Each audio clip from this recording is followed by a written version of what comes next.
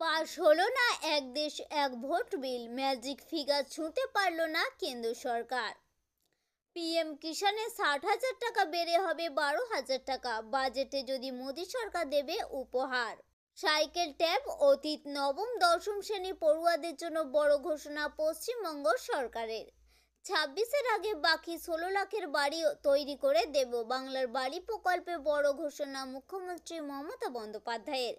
লক্ষ্মীর ভাণ্ডারে বড় পরিবর্তন, আচমকাই নিয়ম বদলে দিল মমতা সরকার, ভোগান্তি হাজার হাজার মহিলার। ঘনিয়ে আসছে নিম্নচাপ, বৃষ্টিতে ভিজবে কলকাতা সহ রাজ্যে 9 জেলা। আজকে থাকবে মূলত এই নিয়ে বিস্তারিত আলোচনা।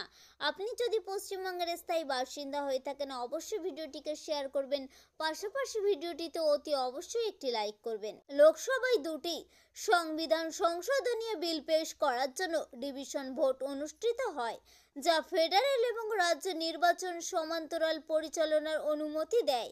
এটি শাসক দল বিজেপির এক দেশ এক নির্বাচন প্রচেষ্টার অংশ হিসাবে উপস্থাপিত হয়। এই বিল দুটি সংসদের সাধারণ সংখ্যাগরিষ্ঠতার মাধ্যমে পেশ করা হয়েছিল, যা নিয়ম অনুযায়ী প্রয়োজনীয় ছিল। 269 জন সংসদ সদস্য বিলটির পক্ষে ভোট দিয়েছে এবং 198 জন বিরোধিতা করেছেন। শীঘ্রই কৃষকদের জন্য বড় উপহার দিতে পারে মোদী সরকার। কৃষকদের সুবিধার স্বার্থে সংসদীয় কমিটি সরকারকে প্রধানমন্ত্রী কিষাণ সম্মান যোজনার বার্ষিক সীমা 6,000 টাকা থেকে বাড়িয়ে 12,000 টাকা করার পরামর্শ দিয়েছে। সাধারণত নবম থেকে দ্বাদশ শ্রেণী পড়ুয়াদের জন্য পাঠ্য বইয়ের পাশাপাশি দরকার পড়ে সহায়ক বইয়ের। বাজারে একই বিষয়ে বিভিন্ন লেখকের একাধিক বই ও প্রশ্ন উত্তর বইয়ের সম্ভারও রয়েছে, কিন্তু সেগুলি বেশিরভাগই অনেক দামি। দরিদ্র ছাত্রছাত্রীদের কাছ থেকে সেই বই কেনা খুবই কষ্টের। তাই সেই সমস্যা নির্মূল করতে এবং সহায়িকা বইয়ের অভাব পূরণ করতে নতুন উদ্যোগ নিল রাজ্য সরকার।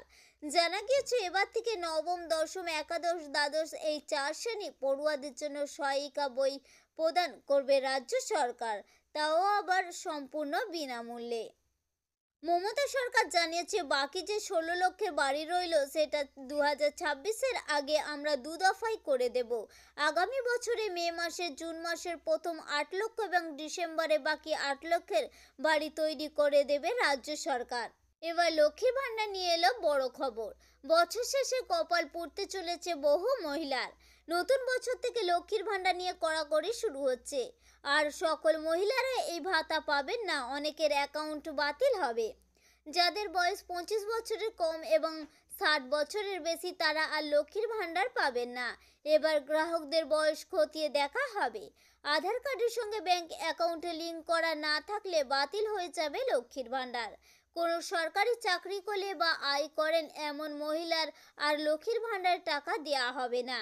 যাদের ভুয়ো জাতিগত শংসাপত্র জমা দেওয়া আছে অ্যাকাউন্টে, তারা সতর্ক হন, বাতিল হচ্ছে আপনার লক্ষ্মীর ভাণ্ডারের ভাতা।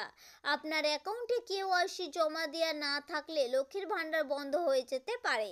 লক্ষ্মীর ভাণ্ডারের টাকা যে অ্যাকাউন্টে ঢুকছে তা যদি সিঙ্গেল অ্যাকাউন্ট না হয় তাহলে লক্ষ্মীর ভাণ্ডারের টাকা বন্ধ হয়ে যেতে পারে। তাই নতুন বছরে ভাতা পেতে সকল সরকারি নির্দেশ মেনে চলুন। হঠাৎ যেন শীতের আমেজ উড়ে গিয়েছে, বাড়লো তাপমাত্রা। আগামী 48 ঘন্টায় আরও বাড়বে পারদ। 2 থেকে 4 ডিগ্রি সেলসিয়াস পর্যন্ত তাপমাত্রা বাড়তে পারে।